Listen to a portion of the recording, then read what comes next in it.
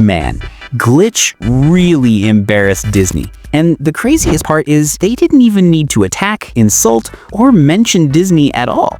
They just released a trailer and the internet did the rest. And honestly, after everything that happened with the Owl House, this feels almost poetic. So yeah, Glitch Studios dropped the official trailer for Knights of Guinevere, the new 2D animated series created by Dana Terrace. Yes, the same Dana that Disney basically pushed aside, even after seeing how massive her show became.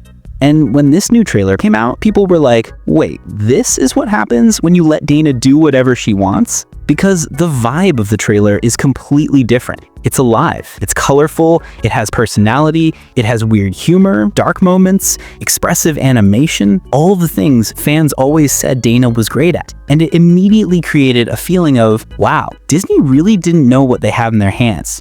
But let's slow down a bit and break this down properly. First, we need to go back to the Owl House. When Dana was pitching the show, she took it to Cartoon Network, took it to Nickelodeon, and took it to Disney. Cartoon and Nick wanted to turn it into short, goofy, 11-minute episodes. No story, no arcs, no darker stuff, just quick jokes. Disney seemed like the best option. Bigger budget, longer episodes, and more opportunities. At least, that's what it looked like. When the Owl House actually began production, everything seemed perfect at first. The episodes were longer, the world building was strong, fans were loving the characters, the show was growing really fast. But the moment something grows too fast inside Disney, things get complicated. The team started planning season 3 normally, already building the story, already preparing what they wanted to do, and then, completely out of nowhere, Disney shows up and says, season 3 is only going to have 3 episodes. 3 episodes. For an entire season. For an entire story arc that was still developing. No warning, no time to adjust, nothing. Just, this is it. Their official explanation, they said the show didn't fit the Disney brand. And everybody knows what that actually meant. Too much magic, too dark, too weird, too bold, and of course, too openly LGBT. Disney always tries to act like they're progressive, but the reality behind the scenes is very different. Dana wasn't happy, the team wasn't happy, and fans definitely weren't happy. It was a decision that pretty much froze the entire creative momentum of the show. And what made everything worse, the fact that only after the show ended, Disney suddenly realized how big the fandom actually was. They realized the potential, they realized the impact, but by then, it was too late. Fast forward to 2025, Glitch Studios comes in with a completely different vibe. They basically said, Dana, do the show you always wanted. No interference, no cuts, no censorship, no executives rewriting your story, just create. And you can feel that freedom in the trailer. There's this princess theme park that looks like a parody of Disney's castles.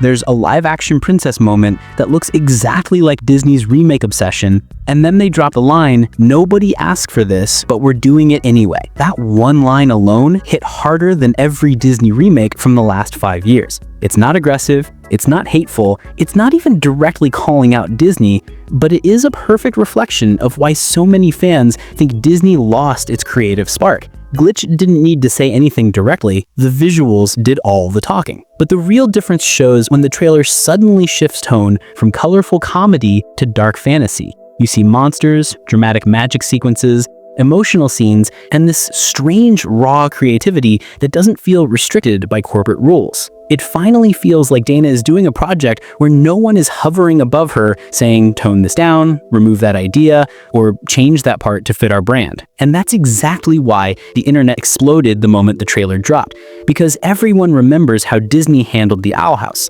Everyone remembers how passionate the fandom was. And now they're watching Dana create something with even more ambition, this time with a studio that actually believes in her. The funny thing is, Glitch is tiny compared to Disney. They don't have the same money, they don't have the same marketing power, they don't have the same legacy. But right now, Glitch looks more connected to creativity than Disney has looked in years. Disney keeps chasing remakes to stay relevant, and every remake feels more empty than the last one. Meanwhile, Glitch is out here making original animation that actually feels alive and handcrafted. And honestly, this whole situation could have been avoided. Disney had Dana, they had the Owl House.